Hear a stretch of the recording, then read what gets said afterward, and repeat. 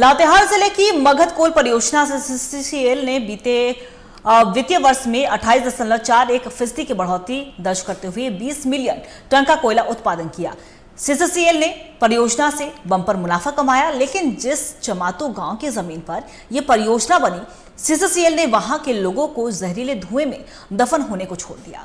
मगध कोल परियोजना के फेज 3 के कोल स्टॉक में आग लगी है और उसका धुआं लोगों की सांसों में दाखिल हो रहा। और इतना ही नहीं, विस्थापितों को ना पीने का साफ पानी नसीब हो रहा और ना ही बेहतर सड़क। कई परिवार घर होकर भी बेघर की तरह रहने को मजबूर हैं, तो दूसरी तरफ सीसीसीएल प्रबंधन को इससे कोई लेना देना नहीं। सीसीसीएल को ना मुआवजे और ना जमीन का अपना वादा याद है और ना ही प्रभावित लोगों को पानी और सड़क देने की जिम्मेवारी। उसे बस अपने मुनाफे की पड़ी है और लोगों को उसने उनके हाल पर छोड़ दिया है। देखिए रिपोर्ट। यहाँ लोगों के सांसों में घुल रहा है जहरीला धुआं। यहाँ चारों तरफ है सिर्फ धुआं ही धुआं। सीसीएल की मगध कोल परियोजना ने लोगों की जिंदगी में घोल दिया है धुआं। चमातू गांव में मगध कोल परियोजना फेज 3 की कोल स्टॉक में लगी है आग।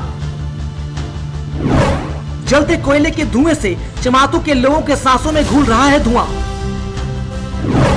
घर होकर भी बेघर की तरह रह रहे हैं कई विस्थापित। चमातू के प्रभावित लोग कुएं का गंदा पानी पीने को मजबूर। चमातू गांव में सड़क का हाल भी है महीनों से बदहाल। लेकिन सीसीएल प्रबंधन नहीं ले रहा लोगों की सूद। विस्थापितों को आज तक नहीं मिला मुआवजा और पुनर्वास। लातेहार जिले के बालूमाथ थाना इलाके के चमातू गांव में आज चारों तरफ धुआं और धुआं ही दिखता है। भोले भाले लोगों को सपना दिखाकर यहां सीसीएल ने मगध कोल परियोजना शुरू की थी, लेकिन सीसीएल के तमाम दावे जलते कोयले के इसी धुएं में दफन हो रहे हैं। कहां तो लोगों को बेहतर जिंदगी देनी थी, कहां अब सांस लेने पर भी आफत है। मगध कोल परियोजना के फेज 3 में कोयले के स्टॉक में आग लगी है। लोगों का कहना है कि सीसीएल ने सब सत्यानाश कर दिया। तो कोलवाड़ी खोलो है पूरा ये जान के काल हो एक है मैंने सत्यानाश करे वाला नहीं होगा लोगों। क्या चीज हो रहा है? सत्यानाश देखिए चारों घर कोयला लगे आग लगल है, वो तार हाल है कुछ है सब पूरा गर्मी जाता है। पूरा धुआं से पूरा जो है से पूरा गांव के बहले है, पूरा सांस लेने के लिए आफत है। देखो कैसा धुआं लग रहा है, पूरा एकदम धुंधकाल है। बुताने के लिए तो कोई बुताने वाला नहीं है। विस्थापित गांव चमातू की हालत जानकर जिले के डॉक्टर भी हैरान हैं। डॉक्टर की माने तो ऐसे माहौल में अस्थमा जैसी सांस की गंभीर बीमारी की गारंटी है। जहरीले धुएं से शरीर में कार्बन डाइऑक्साइड की मात्रा जैसे बढ़ते जाएगी, वैसे ही ऑक्सीजन का लेवल घटता जाएगा। अगर बच्चा अस्थमा का बच्चा है, अगर उस क्षेत्र में रह रहा है, अस्थमा के जो लोग हैं अगर उस क्षेत्र में रह गए हैं, तो उसमें होगा ये कि कार्बन डाइऑक्साइड का लेवल बॉडी में बढ़ने लगेगा, ऑक्सीजन का लेवल कम होने लगेगा, जिसके कारण सांस से संबंधित और भी बहुत सारी बीमारियां हो सकती है।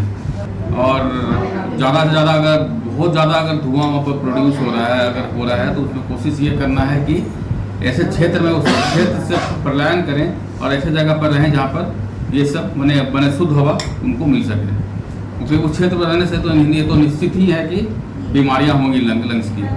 डॉक्टर चमातू के लोगों को सुरक्षित जगह पर जाने का मशवरा दे रहे हैं। वही सीसीएल के परियोजना पदाधिकारी के मुताबिक ये कोई बड़ी समस्या नहीं, समय समय पर ऐसा होता रहता है। आग जो भी हमारे यहाँ रहता है उसका टेंडेंसी है कि उसमें स्पॉन्टेनियस हीटिंग होती है, कुछ दिनों के लिए फायर होने का चांस रहता है। उस कोयला को हम लोग अभी डिस्पैच कर रहे हैं और बहुत जल्दी हो जाएगा। वो ऐसा वो समय समय में थोड़ा बहुत होता है, ये कोई बड़ी समस्या नहीं है। उसको आगे सीसीएल प्रबंधन के इसी रवैये के कारण चमातू गांव के लोगों की जिंदगी दोजख बन गई है। कोलेश्वर साहब जैसे लोग आज घर होकर भी बेघर की तरह रहने को मजबूर हैं। पूरा मेरा मकान गिर गया है, हम रो रहे हैं 4 दिन से, किसी तरह कुछ नहीं हमको मिला है अभी तक। इंदिरा आवास भी नहीं मिला है, कहीं हम काश्त रहे हैं। दिन रात हम सुखल पानी रह। बीते दिन हुई बारिश में कोलेश्वर का मिट्टी के घर का एक हिस्सा धराशायी हो गया। महीनों से सीसीएल चमातू गांव की जमीन से कोयले निकाल रहा है, लेकिन कोलेश्वर जैसे विस्थापितों को सीसीएल ने अब तक न जमीन दिया है न मुआवजा। घर गिर गया है, रहने के बहुत बिना हो रहा है और सीसीएल से जब किसी तरह कोई मांग करते हैं तो कोई पहल नहीं करता है। कहता है कि ज़मीन जगह खाली कर दो, तो भैया घर देगा, मुआवजा देगा, तभी ना हम खाली करेंगे। और किस वास्ते में हम जाएंगे, किस जगह में हम जाएंगे? हम लोग 7 परिवार हैं। सीसीएल की मनमानी की कहानी इतने पर ही खत्म नहीं होती। चमातू गांव को सड़क के नाम पर यही नाला नसीब है। इसी नाले से लोगों की जिंदगी हिचकोले खाते बढ़ रही है। चमातू के लोगों को पीने का साफ पानी तक मैसर नहीं है। कुएं का दूषित पानी से लोग प्यास बुझाने को मजबूर हैं। पूरा खराब हो गया है, अब बाढ़ ढुक रहा है नींदरा में। पानी पीने के लिए हम लोग के नहीं है जगह। कहाँ से पानी पीते हैं? कुआं से पीते हैं, बाढ़ वाला पानी घुस गया उसको पीते हैं। साल 2023-24 में सीसीएल ने मगध कोल परियोजना से रिकॉर्ड उत्पादन किया। मुनाफे के लिए दौड़ती सीसीएल ने परियोजना से 20 मिलियन टन का उत्पादन किया। उत्पादन में रिकॉर्ड 28.41% का इजाफा दर्ज किया गया। मगध कोल परियोजना से उत्पादन के साथ सीसीएल का मुनाफा भी बढ़ रहा है। चमातू गांव से कुछ दूरी पर करोड़ों की लागत से जीएम ऑफिस बनकर तैयार है, लेकिन विस्थापितों के लिए सीसीएल ने अपनी तिजोरी बंद कर रखी है। ना साफ पानी, ना साफ हवा, ना सिर पर महफूज छत। चमातू के विस्थापितों को सीसीएल ने कुछ नहीं दिया। जब सीसीएल को आईना दिखाया जाता है तो नेताओं की तरह सिर्फ आश्वासन की घुट्टी ही पिलाई जाती है। जो सीसीएल के अधीन में रोड्स आता है, अगर वो हमारे वर्किंग एरिया में और कोई डेवलपमेंट वर्क में नहीं आती है, उसको रिपेयर किया जाएगा। और पानी के लिए ऑलरेडी हमारे यहाँ पे बोरवेल है, और कोई बोरवेल में दिक्कत है तो उसको हमारे सिविल इंजीनियर द्वारा ठीक करके पानी की व्यवस्था किया जाएगा। जो भी घर हमारे अधीन ग्रस्त में है, जिसको शिफ्ट करने का हमारा है, उसका सर्वे वगैरह करवा के उन सबको हम लोग शिफ्ट किया। सीसीएल कल भी आश्वासन दे रही थी, सीसीएल आज भी आश्वासन दे रही है। कल और आज में सीसीएल का रवैया जस का तस है, कुछ नहीं बदला। लेकिन सीसीएल के इस ढीठ रवैये के कारण चमातू के लोगों की जिंदगी तबाह हो रही है। विस्थापितों की सूद ना सीसीएल ले रही है ना सरकार। हर किसी ने चमातू को उसके हाल पर छोड़ दिया है। लातेहार से टीवी 45 के लिए दिलीप विश्वकर्मा के साथ रुपेश अग्रवाल की रिपोर्ट। और इसी खबर पे और भी ज्यादा जानकारी के लिए हमारे सहयोगी रुपेश हमारे साथ लाइव बने हुए, उनका रुख करेंगे।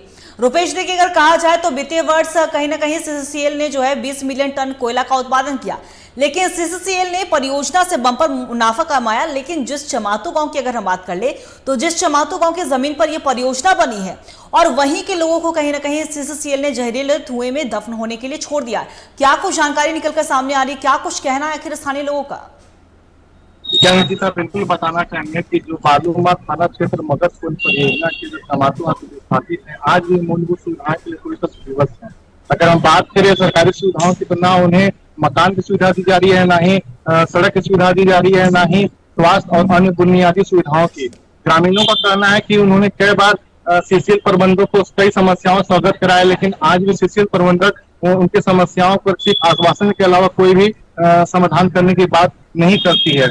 गांव के स्थानीय लोगों का कहना है कि जो स्थानीय नेता है, उन्होंने जब सीसीएल कोलवरी खुलना था तो वहां पर कई तरह के वादे किए, उन्होंने बरगलाकर सीसीएल कंपनी को खुलवाने का काम किया। लेकिन जब सीसीएल खुल गया उसके बाद किसी प्रकार की सुविधा देने की बात आई तो किसी प्रकार की सुविधाओं ने नहीं मिल पर सिर्फ गाँव के स्थानीय जनप्रतिनिधि सिर्फ झोला भरने का काम किए हैं। अगर हम बात करें तो वहाँ के जो ग्रामीण है उन्होंने कई ऐसी समस्या है जो कोयला का धूलग्रस्त और दंश झेलने के बाद भी विस्थापित होकर भी आखिर वो कहाँ जाए, उनकी इतनी समस्या। जब हमने ग्राउंड रिपोर्टिंग की तो उन्होंने हमसे अवगत बताया कि यहाँ पर जो धूल जुड़ता है उससे कई तरह का बीमारी फैल रहा है।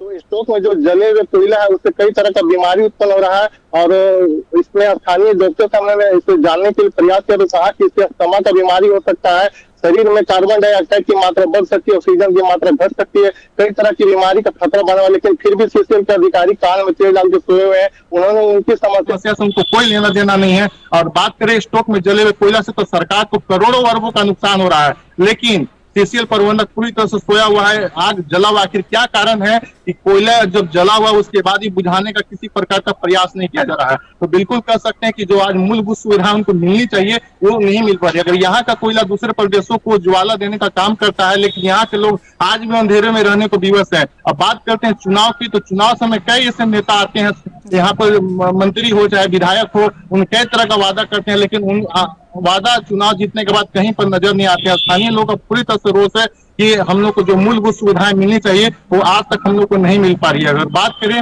तो इस साल 23-24 में लगभग सीसीएल को लमसम कई % कोयला का उत्पादन हुआ, सीसीएल को करोड़ों रुपए का मुनाफा हुआ। अगर एक तरफ और बात करें कि बिल्कुल भी गलत नहीं होगा रुपेश की सीसीएल बस अपना फायदा देख रही है। वहां जो लोगों ने जमीन दी इस परियोजना को बनने के लिए, उन लोगों को उनके हाल पर छोड़ दिया गया है।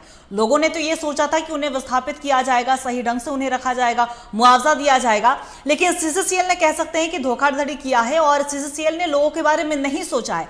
और जहरीले धुएं की बात कर ले अगर हम रुपेश, तो जहरीला धुआं बहुत खतरनाक होता है, उससे कई तरह की बीमारियां भी हो सकती है। तो क्या कभी और विभाग में शिकायत नहीं की गई है? क्या कभी कोई सूद लेने नहीं पहुंचा है? जनप्रतिनिधि को भी नहीं दिखता है ये सब?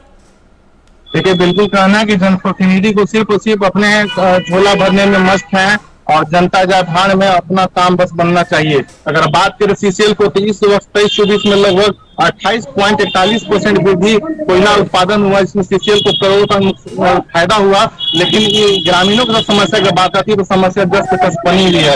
आप बात कर लेते हैं कि 600 करोड़ की आधुनिक सुविधाओं से ले सीसीएल जीएम ऑफिस कार्यालय का वहां पर निर्माण हो रहा है, लेकिन उससे 100 मीटर की दूरी पर आज भी लोग मूलभूत सुविधाएं खपरेल मकान में रहने को भी, बस आप देख सकते हैं तस्वीरों में कि कितनी वहां समस्याएं लोगों को झेलनी पड़ रही है। हम तो वहां पर पहुंचे तो और भी कई सी समस्याएं हैं जिससे लोगों को काफी कठिनाइयों का सामना करना पड़ रहा है। एक तरफ सरकार के नुमाइंदे कहते हैं कि हम हर तरह का सुविधाएं पहुंचाएंगे, लेकिन सरकार के जो नुमाइंदे हैं या यहाँ का जो आपको बता सकते हैं नेता है, चाहे जनप्रतिनिधि, चाहे हमारे हुक्मरान हैं, उनको भी नजर नहीं आती कि हमारे ग्रामीण किस तरह का समस्या का जरूरत है। ऐसी जगह पर भी कि सरकार के लोग वहां पहुंचे और उनकी समस्या स्वगत हो। हालांकि इस मामले पर लातिया सदर अस्पताल के डॉक्टर से हमने जानकारी दी तो उनका कहना था इस तरह का कई तरह का बीमारी हो सकता है, अस्थमा का बीमारी हो सकता है, जान का खतरा बन सकता है। तो बिल्कुल कह सकते गंभीर समस्या, इसको पहल करने की जरूरत है। जी अंकिता।